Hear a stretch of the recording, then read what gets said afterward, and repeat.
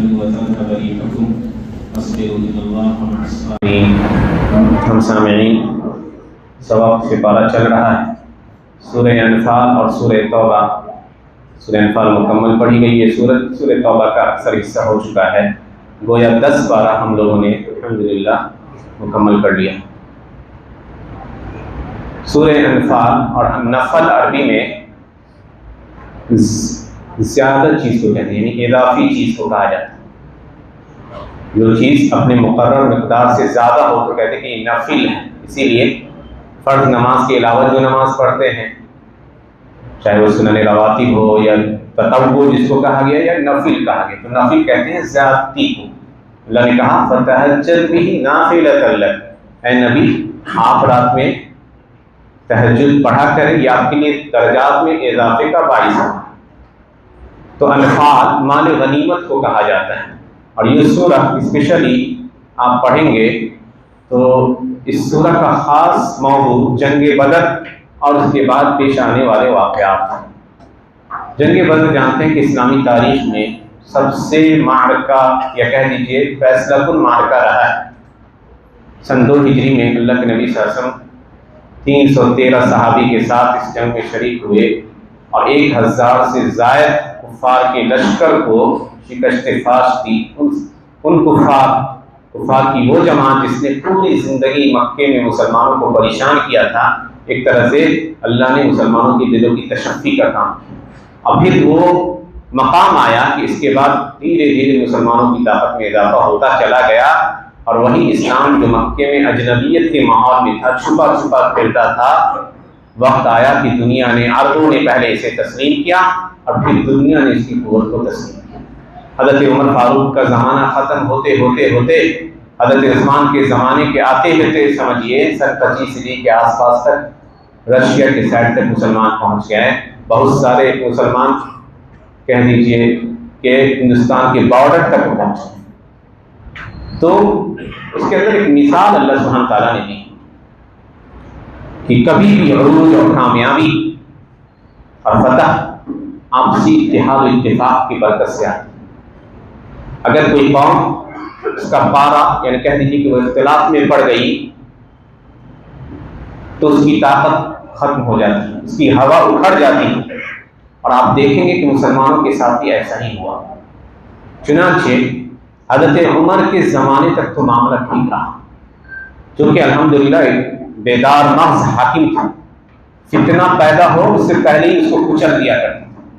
تو ان کے دور میں کچھ فتنہ پروروں نے فتنہ پیدا کرنے کی کوشش کی، لیکن ایسی سزا انہوں نے دی کہ دوسروں نے عبرت کا پکڑی اور اس کے بعد ان کے دور میں کسی کو جرأت نہیں ہوئی کہ وہ کسی طرح کا فتنہ پیدا کر دیں.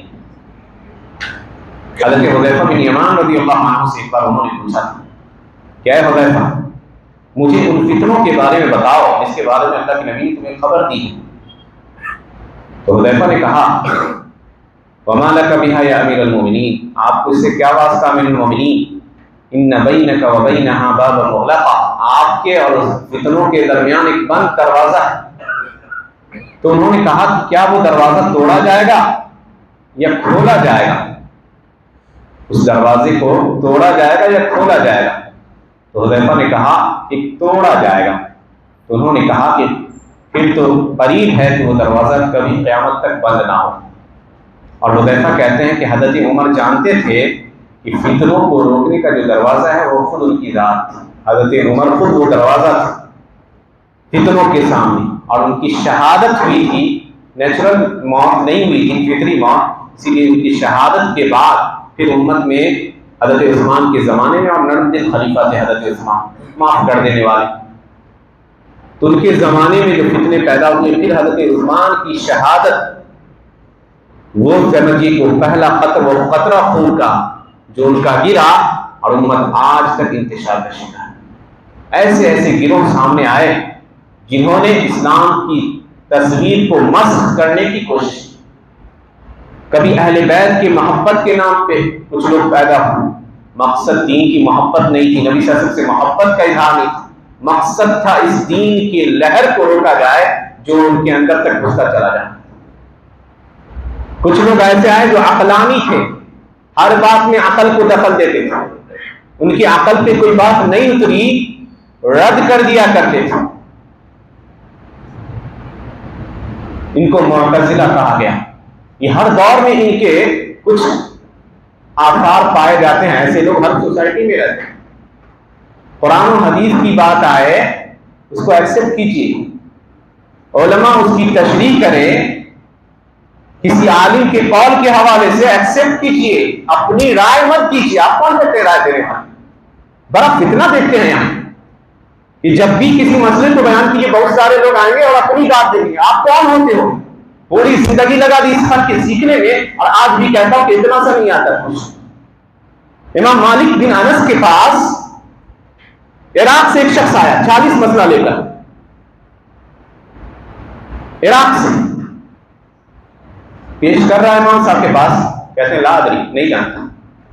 36 مسئلے کا جواب کہا نہیں جانتا. کہا اے امام میں عراق سے آیا ہوں اور آپ کہتے نہیں جانتا. کہا کہ میں اللہ کے دین میں اپنی جانب سے بات کہنے والا کون ہوتا؟ نہیں جانتا. نہیں جانتا. امام بخاری نے کہا من قال لا ادری فهو نصف العلم. جس نے کہا کہ میں نہیں جانتا یہ اس آدھا علم، اپنی حقیقت جانتا. سلف کہتے تھے کہ دین میں اپنی رائے مت گھساؤ، دین میں اپنی رائے مت گھساؤ، نہیں تو لوگ ایسے ہی گمراہ ہیں. شاہ ولی اللہ نے ایک چیپٹر ہی باندھا ہے حجت اللہ البالغہ.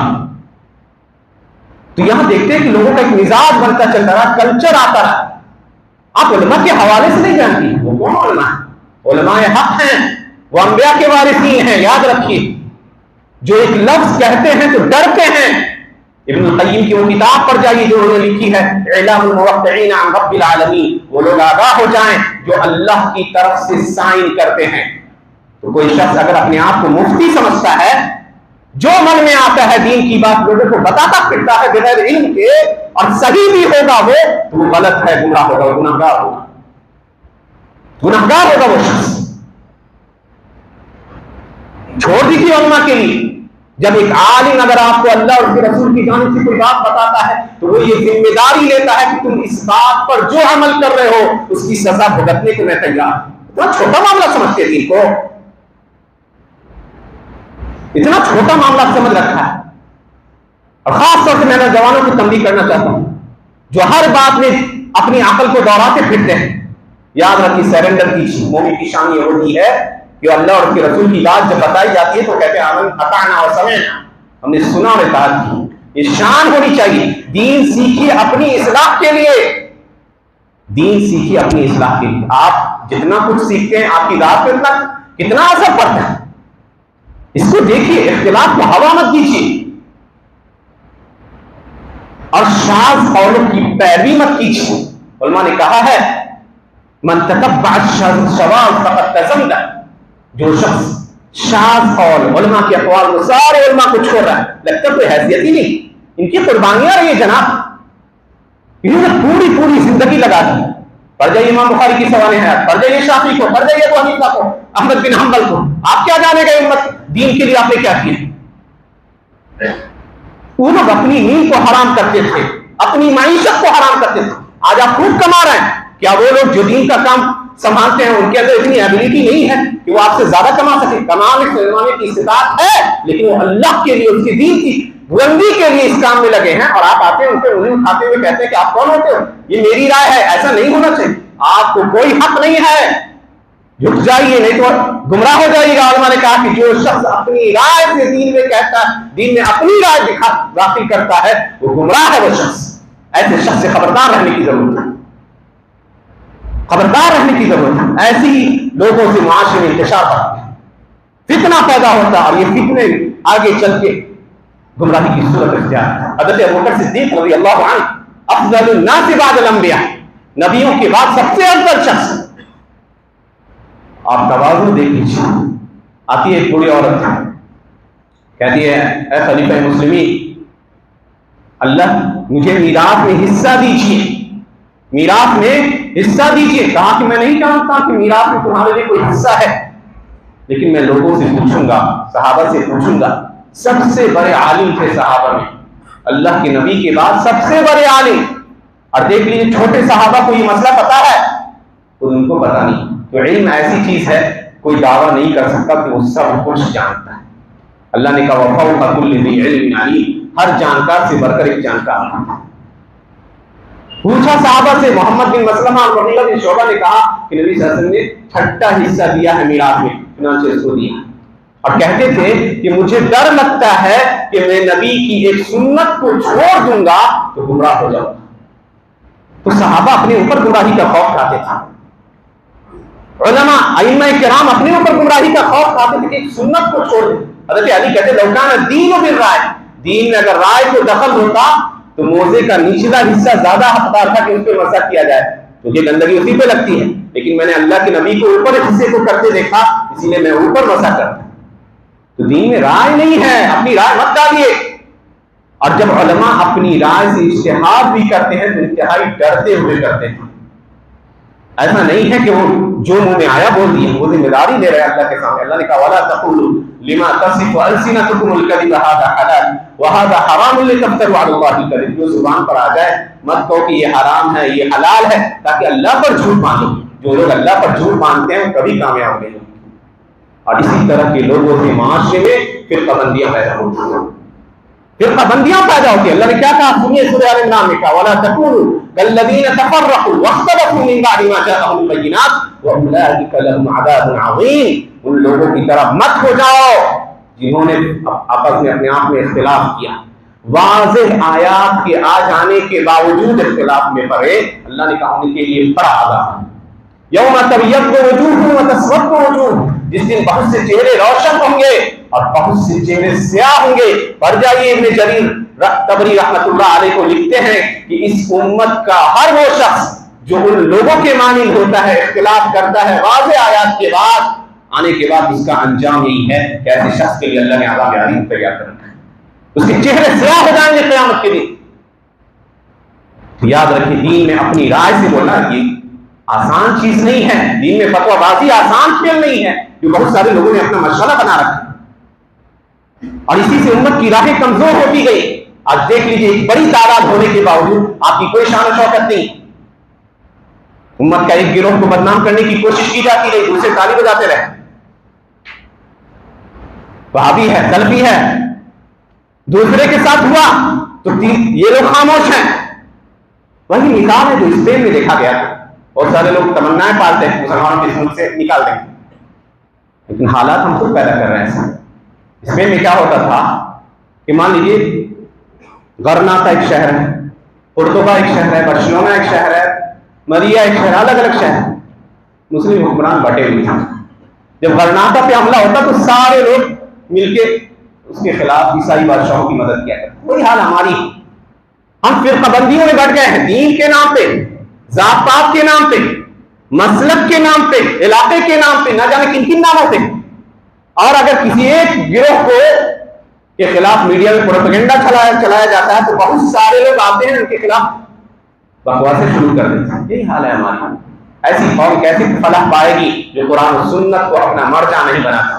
ایسی قوم کیسے فلاح پائے گی جو تفرقہ بازی کو بڑھاوا دیتی ہے؟ اللہ نے کہا واطیعوا اللہ ورسولہ، اللہ اور اس کے رسول کی پیروی کرو، آپس میں تفرقے بازیاں مت کرو، نہیں تو تمہاری طاقت کمزور ہو جائے گی۔ طاقت کمزور ہو گئی، اگر چاہتے کہ آپ کی طاقت مضبوط ہو، آپ کی شیرہ مندی مضبوط ہو، تو پھر قرآن و سنت کو اور صحابہ کرام اور سلف صالحین امت کے ان علماء کی قدر کیجیے جنہوں نے اپنی پوری زندگی لگا دی تھی اس دین کی خدمت۔ آپ جانتے ہیں 10 سال کا ایک بچہ نکلتا ہے، ابن مندہ کتاب الایمان کی بڑی شاندار کتاب ہے، 10 سال کی عمر میں علم حاصل کرتے ہیں، اور جب لوٹتے ہیں تو 50 سال کے بعد اپنے گھر لوٹتے ہیں۔ 50 سال کے بعد کئی اونٹوں پر اپنی کتابیں لاتے ہیں، گھر سے خط آتے تھے، خطوط آتے تھے، تو ان خطوط کو پڑھتے نہیں تھا۔ کس ڈر سے کہیں ایسا نہ ہو کہ اس خط میں کسی کے وفات کی خبر ہو تو غم کے مارے میں علم کا راستہ چھوڑ دوں اور علم سے منقطع ہو جاؤں۔ جب پڑھتے تھے تو دیکھا کہ کسی خط میں باپ کی والد کے جانے کی خبر ہے، کسی خط میں ماں کے مرنے کی خبر ہے، کسی خط میں بھائی کے مرنے کی خبر ہے۔ ایسی قربانی امت میں کبھی نہیں کسی نے دی۔ امام بخاری رحمۃ اللہ علیہ جن کے بارے میں آج کہہ دیجئے کہ امت ان کے پاؤں دھو لے، ایسی شخصیت کہ 2 گز زمین بھی نہیں دے سکے ان کے شہر کے لوگوں کو، 2 गज जमीन भी नहीं, निकाल दिया बुखारा से। क्यों निकाला, क्या जुर्म था? कोई जुर्म नहीं था। पढ़ाते थे लोगों को, सारे बच्चे आते थे।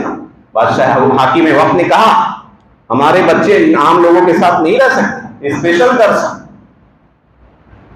हमारे यहाँ आके पढ़ाइए। कहा ये नहीं हो सकता, ये अल्लाह के नबी का दीन है, सब बराबर है। इतनी सी बात पर उसने हाकिम ने उनके खिलाफ ऐसे लोगों को खरीदा जो उनके खिलाफ प्रोपेगेंडा करते थे। यहाँ तक कि इमाम बुखारी को बुखारा शहर छोड़ना पड़ा और बेबसी की आलम में बुखारा से कई मील दूर खरकनी के शहर था, ईद की रात में वफात पाई। जिस शख्स ने बचपने से लेकर आखिर उम्र तक सुन्नत नबवी की खिदमत की, उम्मत ने यह सिला दिया। तो उलमा हर जमाने में, इमाम अहमद बिन हंबल ने लिखा है अर्रद्दु अला अल-जहमिय्या उनकी किताब है कि उलमा के आसार कितने अच्छे हैं लोगों पर, वो लोगों के लिए कितने फायदेमंद, और इसके बरअक्स देखिए कि लोगों के आसार उलमा पर कितने बुरे। छोटी छोटी बात पर अपने उलमा को तंज़ व तशरीह का निशाना बनाता है। ये दीन न मेरी जागीर है न किसी की जागीर, ये अल्लाह और उसके रसूल का दीन, और हर आलिम चाहता है कि वो हक आप तक पहुंचाए अपनी रोज़। हो सकता है वो गलती कर सकता है, आपको उससे तशफ़ी नहीं है, दूसरे से पूछिए। अल्हम्दुलिल्लाह उलमा है, अभी इस चीज को अपनाने की जरूरत है। आपस में इत्तेहाद और इत्तेफाक को कायम करने की जरूरत है। दीन को अपनी इस्लाह के लिए सीखिए, अल्लाह के सामने जवाबदेह होइएगा, इसके लिए सीखिए। आपने जाना तो क्या अमल किया, इसलिए सीखिए, ना कि दीन को आपस में हुज्जतबाजी और खास बेकार की बहसों के लिए नहीं सीखिए। अल्लाह सुब्हानहू व तआला से दुआ है कि अल्लाह सुब्हानहू व तआला हमें नेक तौफीक अता फरमाए और इन बातों पर अमल की तौफीक अता फरमाए। आमीन।